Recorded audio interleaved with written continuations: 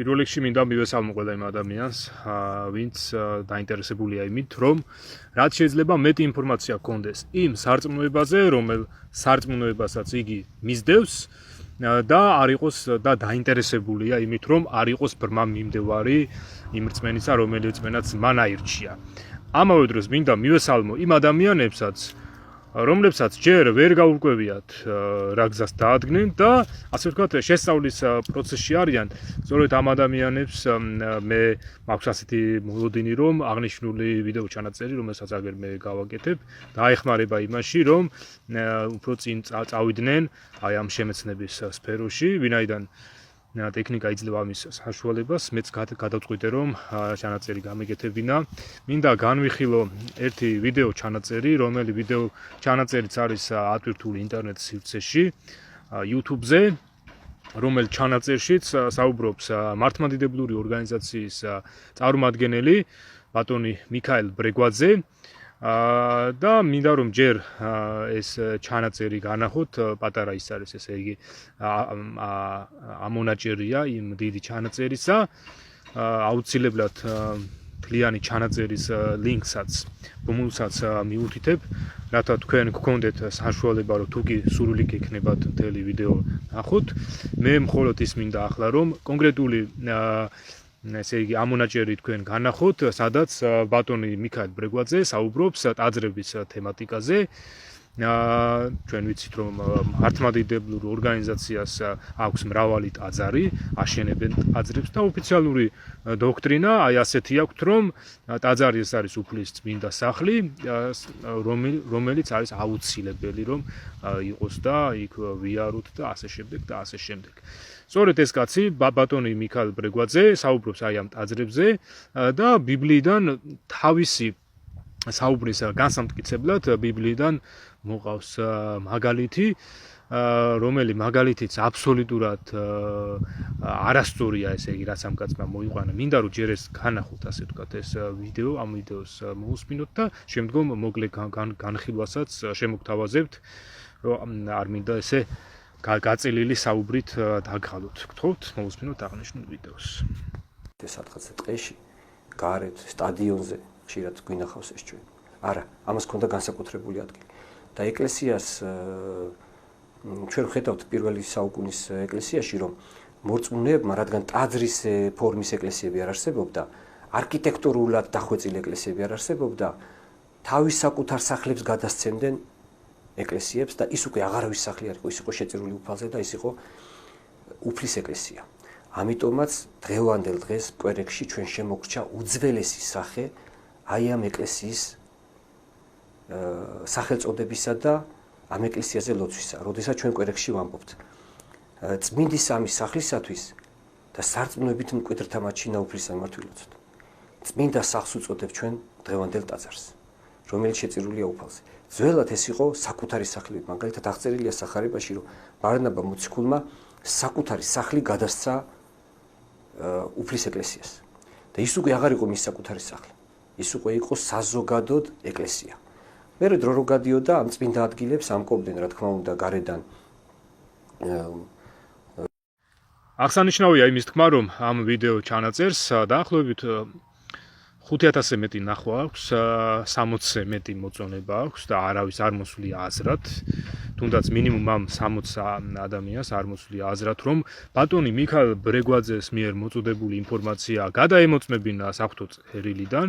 კონკრეტულად საუბარია იმაზე, როდესაც ბატონი მიქაელი ამბობს ასეთ რამეს, ესე იგი, რომ თითქოს სახარებაში წერია ასეთი რამ, თუ როგორ გადასცა ბარნაბა მოციქულმა თავისი სახლი ეკლესიას, რათა ეს სახლი, ესე იგი, რათა ეს სახლი გამოიყენებინათ უფლის სახლად, ესე იგი, ტაძრად გამოიყენებინათ და მას უკვე აღარ ქონოდა, ასე ვთქვათ, რიგითი საცხოვრებლის ფუნქცია, არამედ უკვე ის იქნებოდა უფლის ტაძარი. პირველ რიგში მინდა ვთქვა ასეთი რამ, რომ ესე იგი,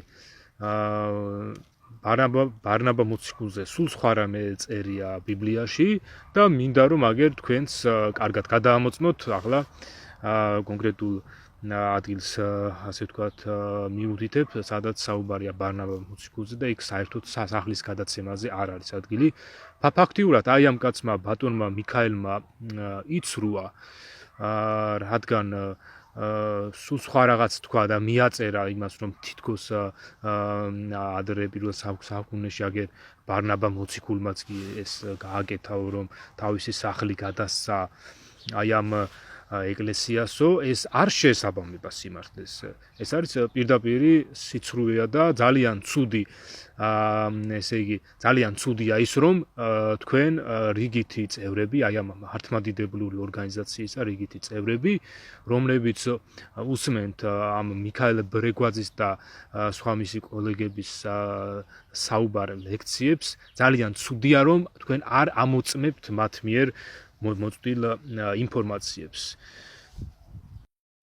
სინამდვილე ის არის, რომ ბარნაბაზე ჩაწერილია მოციქულთა საქმეების წიგნში, ეს არის ახალი აღთქმის წიგნებიდან რიგით მეხუთე წიგნი, მათეს, ლუკას, მარკოზის და იოანეს წიგნების შემდგომ რიგით მეხუთე წიგნია მოციქულთა საქმეების წიგნი და სწორედ აი აქ მოციქულთა საქმეების წიგნის მეოთხე თავში ბოლო ასე ვთქვათ ნაწილში ვკითხულობთ ჩვენ ბარნაბაზე თუ რა გააკეთა მან. შეგიძლიათ თქვენ ახლა გადაშალოთ აღნიშნული ადგილი მოციქულთა საქმეების წიგნის მეოთხე თავი, ვინც ვთქვათ ისეთი შეხება, ვისაც ისეთი შეხება არ აქვს ბიბლიასთან, მოიძიეთ ბიბლია, ბიბლიის სარჩევში მონახეთ მოციქულთა საქმეები, აი ასე უნდა იყოს, ან საქმეები უნდა ეწეროს, მხოლოდ ან მოციქულთა საქმეები, ან უბრალოდ საქმეები. გადაშალეთ აი ეს მოციქულთა საქმეების წიგნი და მეოთხე თავი მონახეთ, ჩაიკითხეთ ეს თავი და სწორედ ბოლო ნაწილში არის ჩაწერილი ინფორმაცია ბარნაბას შესახებ თუ რა გააკეთა მან. მასზე წერია ასეთი რამ, რომ თავისი ყანა გაყიდა, ამ ყანის საფასური მიუტანა მოციქულებს მართ ფერხთით დადო და ესე იგი ეს იმდროინდელი ეკლესიის ძალიან კარგი ჩვევა იყო, რომ მათ ჰქონდათ საერთო ბიუჯეტი, რომელიც საერთო ბიუჯეტიდანაც ეხმარებოდნენ ყველა რიგით წევრს, რიგით თუ არა რიგით წევრს. ესე იგი ბარნაბაზე ის კი არ წერია, როგორც ბატონი მიქაელ ბრეგვაძე ამბობს, რომ თითქოს სახლი გადასცა ეკლესიას და მერე ტაძრად იყენებდნენ, არამედ ბარნაბაზე წერია ის, რომ თავისი ყანა გაყიდა და ფული მიუტანა მოციქულებს, ესე იგი საერთო ბიუჯეტში დადო თავისი თანხა.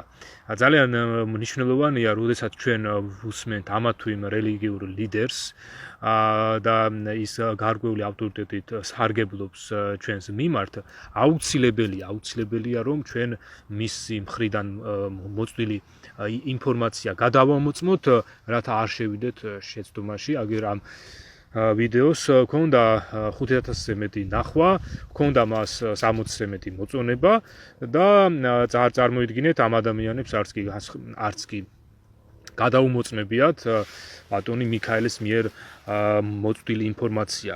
ამიტომაც ესე იგი შევქმნათ ეს პრეცედენტები, რომ რასაც მათ ვუსმენთ, თუნდაც ეს იყოს თეოდორე გიგნაძე, ეს იყოს მიქაელ ბრეგვაძე და კიდევ მრავალი სხვა ვინც გინდა ის იყოს, მათ მიერ მოწვდილი თითოეული ინფორმაცია კარგად გადავამოწმოთ ხოლმე. ვინაიდან ამ შემთხვევაში, როცა საუბარია ტაძრების თემატიკაზე, საღვთო წერილში ღმერთი ძალიან მკაფიო ინფორმაციას გვაწვდის ჩვენ იმაზე, რომ იგი არ მკვიდრობს ესე იგი ხელქმნილ ტაძრებში, ადამიანის მიერ აშენებულ ტაძრებში და არ მოითხოვს ჩვენი ხელიდან არავითარ სამსახურს და ქრისტიანებს შეუძლიათ ნებისმიერ ადგილას შეიკრიბონ, თუნდაც ასე ღიაცის ქვეშ, აგერ მეც ღიაცის ქვეშ ვარ, ან რომელიმე შენობაში, ან თუნდაც ააშენონ სპეციალური შენობა ქრისტიანებმა და იქ შეიკრიბონ ხოლმე, როცა მოესურვებათ, ოღონდ იმ შენობას არ უნდა ჰქონდეს რაღაცა განსაკუთრებული სტატუსი, თქვათ უფლის სახლის სტატუსი, რაღაცა წმინდა ადგილის სტატუსი და ასე შემდეგ. ჩვეულებრივი შენობა იქნება საჯარო რეესტრში გატარებული და ეს იქნება არა რაღაცა რელიგიური დატვირთვის შენობა, არამედ ჩვეულებრივი შენობა. ასე რომ შენობების მხრივ ქრისტიანები შეზღუდულები არ არიან.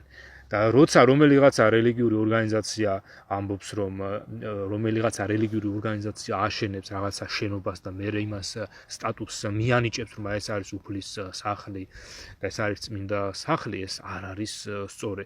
და ძალიან მნიშვნელოვანია, რომ ჩვენ საქართველოს მოქალაქეებმა რაც შეიძლება მეტმა მოვკიდოთ ხელი საღვთო წერილს და ინდივიდუალური რეფორმები გავატაროთ აი ამ საკითხში, რომ ესე იგი არ ვიყოთ მოტყუებულები რომელიმე რელიგიური ორგანიზაციის მიერ და ამ შემთხვევაში სწორედ მართლმადიდებლური ორგანიზაციის მიერ არ ვიყოთ ჩვენ მოტყუებულები. თვითონ ეს სახელი მართლმადიდებლობა ძალიან კარგი სახელია, ხო? მართლის მადიდებლობა, ან მართლად მადიდებლობა ვიღაცამ შეიძლება ესეც გაიგოს და ზოგადად პოზიტიური ინფორმაციის შემცველი თვითონ სახელი კი არის, მაგრამ თავარი სწავლება რას გვეუბნება, იმიტომ რომ თვითონ იესო ქრისტემ მოგვიწოდა რომ ფრთხილად ვიყოთ, შევისწავლოთ ესე იგი მთელი რიგი რაღაცები და ისე მივიღოთ ჩვენ გადაწყვეტილება და არ ვენდოთ ისეთ ადამიანებს, რომლებსაც ასე ვთქვათ, კარგი შეხედულება აქვთ, აი მაგალითად ისეთ ადამიანებს, რომლებიც შედარებულნი არიან ცხვრებთან, გარეგნულად ცხვრებს გვანან, მაგრამ შინაგანად არიან მტაცებელი მგლები. და თვითონ რელიგიებსაც ეს ახასიათებთ, რომ სახელი შეიძლება ძალიან კარგი დაირქვან, მაგრამ როცა ჩვენ შევისწავლით თვითონ იმ სწავლებას, სახელი სრულებით არ შეესაბამებოდეს იმ სწავლებას და ეს ეხება სწორედ მართლმადიდებლობასაც და მის ორგანიზაციასაც, ხო, აი ამ სწავლების, ასე ვთქვათ, მართლმადიდებლობის გამავრცელებელ ორგანიზაციასაც. აი მაგალითად კიდევ ერთს ვიტყვი ისლამთან დაკავშირებით და ბევრს აღარ, ასე ვთქვათ, აღარ გადაგღლით ბევრი ინფორმაციით. მაგალითად ყურანში ისლამი არის მოხსენიებული ძალიან კარგ დადებით, ასე ვთქვათ, სარწმუნოებად და თვითონ მუსლიმანები მოხსენიებული არიან მართლმორწმუნეებად. მუსლიმები ყურანში არიან მოხსენიებული მართლმორწმუნეებად. და თვითონ ეს სიტყვა მართლმორწმუნე არის ძალიან კარგი სიტყვა, თუმცა როცა შევისწავლით ისლამს, ამ ყურანს აღმოვაჩენთ ჩვენ, გავიგებთ იმას, რომ ესე იგი ისლამი სრულებით არ არის მართლმორწმუნეობა. ასე რომ წარმატებებს გისურვებთ თქვენს შემეცნების თვალსაზრისით და უფრო წინ და წინ წასვლას გისურვებთ აი ამ კუთხით. არავის არ დავემონოთ გარდა თავად ღმერთისა, იმიტომ რომ ღმერთზე დამონება ნიშნავს ჩვენს განთავისუფლებას. ასე რომ წარმატებებს გისურვებთ.